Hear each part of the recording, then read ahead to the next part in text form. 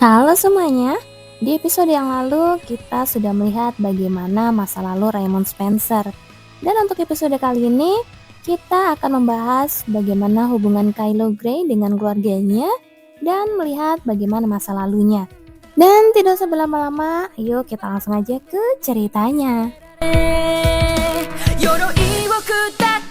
Desas-desus di antara kaum bangsawan bahwa Tuan Putri telah berubah 180 derajat mulai beredar tepat setelah Agnes menghadiri pesta tehnya. Itu adalah waktu yang sama ketika Kylo Grey kembali ke ibu kota setelah menyelesaikan misi panjangnya. Saat kembali ke istana, ekspresi Kylo tampak sinis dan suram seperti biasanya. Itu adalah misi yang sangat panjang. Tentu saja, jika dibandingkan dengan medan perang, misi itu sangat mudah hingga dia bisa melakukannya sambil memejamkan mata. Namun rasa lelah karena harus terus berpindah tempat tanpa henti selama berhari-hari tidak bisa dihindari. Hanya karena Kylo bangga akan staminanya yang lebih kuat dari siapapun, dia bisa bertahan sejauh ini. Jika orang lain, mereka pasti sudah tumbang sejak lama. Setibanya di ibu kota, Kylo langsung menuju gedung kesatria di dalam istana. Dia ingin mandi bersih lalu tidur seperti orang mati. Namun begitu selesai mandi di asrama, Kylo harus mengenakan pakaiannya kembali, bahkan sebelum sempat menyentuh tempat tidur. Tuan Viscount memerintahkan Anda untuk segera datang ke kediaman. Pelayan yang datang dari keluarga Viscount Grey itu bicara dengan nada dingin, lalu pergi begitu saja. Kylo mengembuskan nafas panjang yang penuh kekesalan. Itu adalah panggilan dari ayahnya. Dengan wajah yang penuh kelelahan dan rasa dongkol, Kylo berganti ke seragam baru dan meninggalkan istana. Kuda hitam gagah yang dia tunggangi menuju ke arah kawasan elit tempat rumah-rumah bangsawan agung kekaisaran berkumpul. Kediaman Viscount Grey terletak di ujung jalan, di dalam sebuah gang. Lokasi itu mencerminkan ambisi keras sang Viscount yang ingin sekali dianggap sebagai bagian dari lingkungan elit tersebut. Meskipun luas tanahnya sangat sempit dibandingkan mansion besar lainnya, gaya bangunannya sendiri dibuat sangat mewah. Di balik bangunan kecil yang boros itu, terdapat sebuah pondok penjaga kuda. Dan di sebelah pondok itu, ada sebuah gubuk papan yang lebih kecil dan bobrok. Di sanalah tempat Kylo dilahirkan dan dibesarkan. Ibu Kylo adalah seorang gadis perawan yang berasal dari desa rakyat jelata yang miskin. Hanya ada satu alasan mengapa dia, yang kecantikannya memikat seluruh pria di desa, memutuskan untuk meninggalkan kampung halamannya. Dia ingin meniru strategi seorang wanita dari desa tetangga yang berhasil mengubah nasib dengan menjerat bangsawan di ibu kota. Wanita yang katanya berhasil menjadi simpanan bangsawan dari posisi pelayan itu memiliki penampilan yang lebih buruk darinya. Karena itu, dia yakin bahwa dirinya pasti bisa menggoda bangsawan yang jauh lebih kaya. Namun kenyataan begitu kejam. Tidak ada keluarga bangsawan ternama yang mau menerimanya sebagai pelayan karena latar belakangnya yang rakyat jelata. Akhirnya, tempat yang nyaris tidak bisa dia dapatkan untuk bekerja adalah kediaman Viscount Grey. Meski dia hanya bisa melakukan pekerjaan kasar karena statusnya, dia tidak pernah kehilangan harapan. Rencananya adalah bekerja keras di sini, lalu pindah ke kediaman bangsawan lain melalui rekomendasi. Itu adalah pemikiran naif, karena dia tidak tahu bahwa keluarga Viscount Grey sendiri sebenarnya sering dipandang rendah oleh sesama bangsawan. Sebagai ganti dari kerja kerasnya, hal lain justru menimpanya. Istri Viscount yang merasa terganggu dengan kecantikan pelayan itu mengusirnya ke sebuah gubuk papan di sebelah pondok penjaga kuda. Perintah itu mengandung niat terselubung agar sang pelayan menjalin hubungan dengan si penjaga kuda saja. Namun pada akhirnya, pelayan itu tetap menarik perhatian Viscount Grey dan berhasil menjadi wanita simpanan bangsawan, persis seperti keinginannya. Meski bukan bangsawan agung, bagi wanita yang sudah lelah dengan pekerjaan kasar itu, Viscount Grey adalah harapannya. Bahkan sampai dia melahirkan seorang putra, pelayan itu masih percaya bahwa dirinya sangat beruntung. Dia telah meremehkan istri Viscount yang biasanya terlihat berkepribadian tenang. Begitu pelayan itu melahirkan anak haram suaminya, sang istri menghabiskan hari-harinya dengan menangis. Bukannya menghadapi kemarahan yang meledak-ledak, Viscount Grey justru mulai merasa bersalah kepada istrinya yang berduka dalam diam itu. Bahkan Viscount Grey bertindak lebih jauh. Dia mencurigai kesetiaan pelayan yang melahirkan putranya. Jika saja Kylo memiliki rambut warna gandum yang mirip dengannya, dia tidak akan bisa mengelak bahwa itu adalah anaknya. Namun, Kylo memiliki rambut hitam. Meskipun mata birunya mirip dengan milik Viscount, Pria itu bersikeras bahwa mata itu pun sedikit berbeda. Sejak saat itu, Viscount mulai menjauhi sang pelayan. Keyakinan pelayan itu bahwa dia akan menjadi simpanan bangsawan yang terhormat menjadi sia-sia. Putra kecilnya bukanlah hadiah yang akan mengubah hidupnya, melainkan beban yang muncul tiba-tiba. Bagi wanita yang kepribadiannya berubah menjadi semakin histeris itu, putranya yang masih kecil adalah sasaran pelampiasan emosi yang paling mudah. Begitulah Kylo menghabiskan masa kecil yang tidak bahagia, terpapar penganiayaan dari ibu kandung, ibu tiri, dan juga saudara tirinya. Hingga suatu hari, ibu Kylo akhirnya melakukan hal yang fatal. Dia tertangkap saat mencoba membunuh istri Viscount, lalu diseret ke halaman belakang untuk dicambuk oleh pelayan. Di tengah cambukan tongkat besar itu, dia memelototi Kylo dan berteriak seperti iblis. Kalau bukan karena kamu, kalau bukan karena bajingan sepertimu, hidupku tidak akan jadi seperti ini. Dasar serangga, parasit, ini semua gara-gara kamu. Kylo tidak pernah sekalipun meminta untuk dilahirkan ke dunia ini. Namun dia selalu harus menjadi pendosa di hadapan ibunya. Dan hari itu, ibunya mati. Kylo pun meninggalkan rumah itu. Dia bertahan hidup dengan hina seperti tikus yang berpindah-pindah tempat. Dan tidak pernah menolak pekerjaan sekotor apapun. Dia pernah ditikam saat tertangkap mencopet. Dan pernah dipukuli hampir mati karena mencuri roti saat kelaparan. Tidak terhitung berapa kali dia diusir sambil dipukuli tanpa dibayar di toko tempat dia bekerja keras sebagai pesuruh. Suatu hari, di tengah kehidupan luntang-lantungnya, seorang tentara bayaran yang merasa kasihan padanya memperkerjakannya sebagai pelayan. Sejak saat itu, Kylo bertekad menjadi tentara bayaran. Dia melakukan apa saja asalkan bisa menghasilkan uang. Dia bertahan hidup seperti serangga yang terus hidup meski berkali-kali diinjak. Seperti kata ibunya, dia adalah seekor serangga dan parasit. Lalu suatu hari, setelah mendapatkan reputasi sebagai tentara bayaran dan bergabung dengan kesatria hitam, Viscount Grey memanggilnya. Kylo pikir itu adalah sebuah kesempatan. Meski sudah menjadi anggota kesatria, banyak orang di istana kekaisaran yang mendiskriminasinya karena statusnya yang tidak jelas. Dia pikir jika identitasnya sebagai anak haram bangsawan terungkap, keadaannya akan lebih baik dari sekarang. Kylo tidak ingin lagi hidup melarat. Meskipun dia harus bersujud di depan ayah yang dibencinya, dia sanggup menahannya. Lagi pula, harga dirinya sudah lama murah. Baginya, menundukkan kepala dan berlutut dengan hina di depan orang lain bukanlah hal yang sulit sama sekali. Namun suatu saat nanti, jika dia berhasil memegang kekuasaan, saat itu dia ingin membalas dendam kepada semua orang di keluarga Grey yang telah menghinanya. Kekuatan pendorong yang membuat Kylo bertahan hidup sampai sekarang adalah obsesi akan kesuksesan dan balas dendam. Kylo menatap mansion yang tampak mewah sekaligus merana itu dengan mata tanpa emosi. Kembali ke sini setelah sekian lama membuat kenangan masa kecilnya bangkit, dan itu membuat perasaannya semakin tenggelam. Sambil menyeret tubuhnya yang lelah, dia melangkah menuju ruang tamu tempat Viscount Grey sudah menunggu. Viscount Grey adalah orang yang sangat jelas dalam menarik garis pemisah. Bagi Kylo, yang tidak bisa menjadi ahli waris, satu-satunya tempat yang boleh dia injak di rumah ini hanyalah ruang tamu. Namun ironisnya, saat mereka hanya berdua saja, Viscount Grey memperlakukannya seolah-olah dia adalah putra kandungnya. Sang Viscount mengizinkannya menggunakan nama keluarga Grey dan terkadang menanyakan kabarnya dengan nada bicara yang penuh perhatian dan kasih sayang. Lebih tepatnya, pria itu hanya menganggapnya anak jika Kylo memiliki nilai untuk dimanfaatkan. Kylo tahu betul bahwa itu semua hanyalah kepura-puraan, namun dia tidak keberatan dengan permainan peran tersebut. Anda memanggil saya? Iya, kau sudah datang putraku?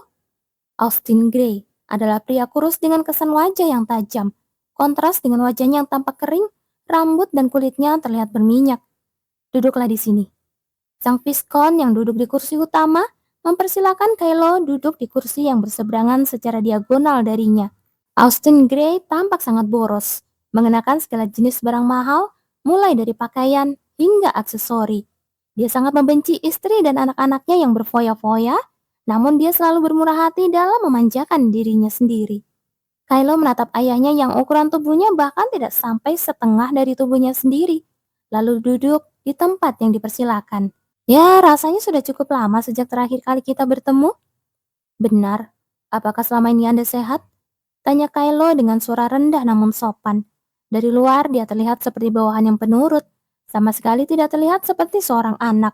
Satu-satunya kemiripan di antara mereka hanyalah mata biru itu. Ya, bagaimana denganmu? Aku mendengar kabar bahwa Tuan Putri menjadi bawahan langsungmu. Viscount Grey langsung mengeluarkan topik utama yang paling membuatnya penasaran. Itu benar. Begitu ya. Jadi, bagaimana hubunganmu dengan Tuan Putri? Kylo tidak mengerti apa sebenarnya yang ingin diketahui oleh sang Viscount. Fakta bahwa Tuan Putri Agnes meremehkan Kylo adalah hal yang sudah diketahui semua orang di ibu kota. Hubungan mereka tidak mungkin baik. Karena Kylo tidak menjawab, sang Viscount bertanya sekali lagi. Kali ini dengan niat yang lebih gamblang. Demi membantu keluarga, kau pasti sudah bersujud dengan patuh di hadapan Tuan Putri, bukan? Tentu saja. Bagus. Dalam waktu dekat, aku akan mengirimkan kakak-kakakmu ke unit kesatria. Jadi pastikan kau bisa memperkenalkan mereka kepada Tuan Putri. Kylo tidak bisa memahami jalan pikiran sang Viscount. Viscount Grey adalah pria yang memiliki keserakahan besar. Namun kemampuannya tidak seberapa.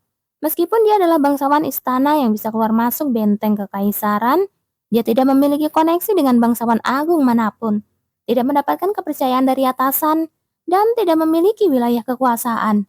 Mansion kecil di ibu kota ini adalah seluruh harta yang dia miliki. Para bangsawan agung yang memiliki wilayah kekuasaan punya komunitas yang sangat solid, dan para bangsawan istana biasanya mati-matian berusaha menarik perhatian mereka. Viscount Grey juga sudah berusaha keras untuk menjilat para bangsawan agung tersebut, namun hampir tidak ada yang mempercayainya. Di mata mereka, sang Viscount hanyalah orang serakah yang bahkan tidak bisa bekerja dengan teliti. Viscount Grey tidak menyadari hal itu dan hanya menganggap bahwa ia didiskriminasi karena dia adalah bangsawan tanpa wilayah kekuasaan. Impian terbesar sang Viscount yang hidup dalam rasa diskriminasi itu adalah dianugerahi wilayah kekuasaan. Awalnya dia mencoba meraihnya dengan kekuatannya sendiri, namun setelah merasa sulit, dia mulai menaruh harapan pada anak-anaknya. Ada 4 anak hasil hubungan antara Viscount Grey dan istrinya. Jika Kylo dihitung, total ada 5 keturunan sang Viscount. Namun sayangnya, putra-putra yang lahir dari istri sahnya tidak berguna. Benjamin putra pertama dan Bradley putra kedua bahkan tidak bisa menginjakan kaki di ambang pintu unit kesatria, apalagi menjadi anggotanya. 4 Ordo Kesatria Agung, tempat para kesatria muda berkumpul, merupakan saluran alami untuk menjalin kedekatan dengan para bangsawan tinggi. Karena setiap keluarga hanya diperbolehkan mengirim satu perwakilan, sang Viscount berusaha keras dengan segala cara agar salah satu putranya bisa masuk ke sana. Namun meski dia sudah mencoba memberikan uang pelicin, hasil yang tidak mungkin tetap tidak mungkin. Benjamin dan Bentley memang tidak memiliki bakat untuk menjadi kesatria. Dia menyalahkan putra-putranya yang payah dan juga istrinya. Sering berjalannya waktu, Viscount Grey semakin cemas. Gelar sebagai anggota 4 Ordo Kesatria Agung saja sudah cukup untuk menempatkan seseorang di kelas atas. Menurut rumor yang dia dengar, bahkan ada kelompok pertemuan pribadi di antara orang tua bangsawan yang anak-anaknya tergabung dalam ordo tersebut. Informasi itu dia dapatkan dari seorang bangsawan istana yang sebelumnya dianggap lebih rendah darinya. Bangsawan itu berkat putranya yang berhasil masuk ke Ordo Kesatria Merah, dalam semalam berhasil menjalin hubungan dengan para bangsawan agung. Mendengar cerita itu, Austin Grey semakin gelisah dan diliputi perasaan rendah diri. Jika salah satu anaknya bisa masuk ke 4 Ordo Kesatria Agung, dia pun akan bisa menjalin relasi dengan para bangsawan agung secara terhormat dan alami. Namun putra ketiganya, Colin, dan putri bungsunya Molly masih terlalu muda untuk masuk ke kesatriaan. Di tengah situasi itu, dia mendengar kabar bahwa Kylo yang telah menjadi tentara bayaran berhasil masuk ke Kesatria Hitam. Kesatria Hitam adalah kelompok berisi orang-orang yang pernah bermasalah namun sangat dibutuhkan dalam peperangan. Secara teknis, mereka hanyalah pelengkap di antara 4 Ordo Kesatria. Tetapi secara hukum, mereka tetap terhitung berada di dalam lingkaran tersebut. Austin Grey segera memanggil Kylo pulang. Dia tidak punya rasa malu sedikit pun. Saat bertemu Kylo setelah sekian lama, dia bersikap ramah seolah-olah kejadian masa lalu tidak pernah terjadi.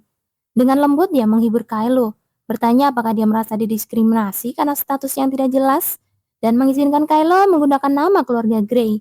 Meskipun tidak diakui secara hukum penuh, dia setidaknya membuat Kylo menjadi setengah bangsawan.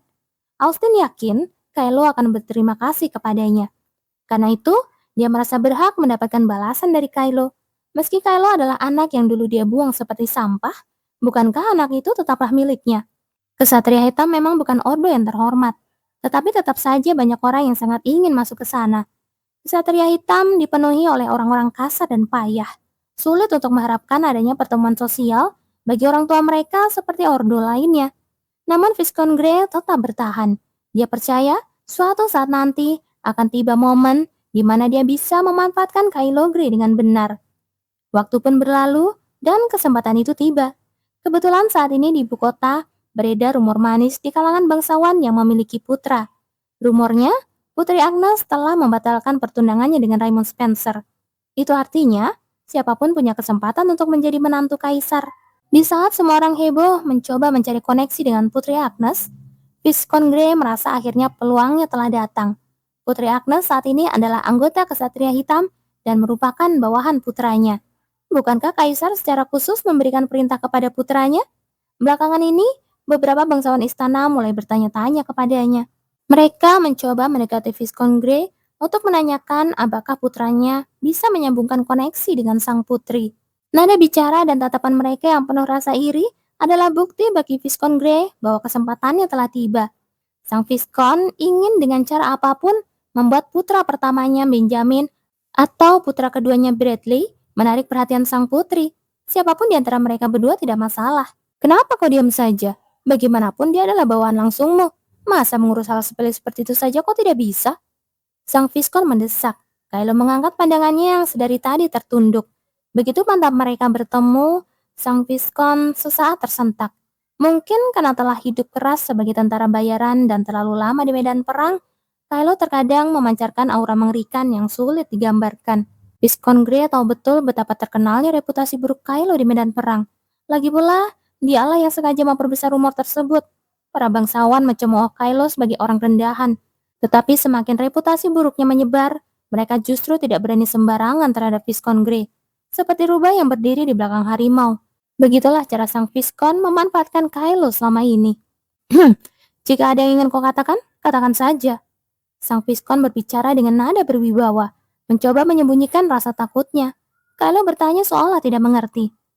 Saya tidak paham apa alasan ayah ingin memperkenalkan kakak-kakak kepada sang putri. Kau tidak perlu paham, cukup turuti saja kata-kataku. Kylo merasa tersinggung dengan sikap ayahnya yang memperlakukannya seperti pelayan. Namun dia tidak menunjukkannya di permukaan. Dia bersikap sehina dan sejinak mungkin. Kylo harus terus menundukkan kepala sampai tiba saatnya dia bisa menginjak-injak Viscount Grey penuhnya dengan kekuatannya sendiri. Viscount Grey berdehem. Tampaknya dia merasa agak keterlaluan terhadap Kylo yang baru saja datang menemuinya tepat setelah menjalankan misi. Sebaiknya dia bersikap ramah pada Kylo sampai keinginannya tercapai. Kau sudah lama meninggalkan ibu kota, jadi kau mungkin tidak tahu. Beredar rumor bahwa Putri Agnes menyerah untuk menikah dengan Raymond Spencer.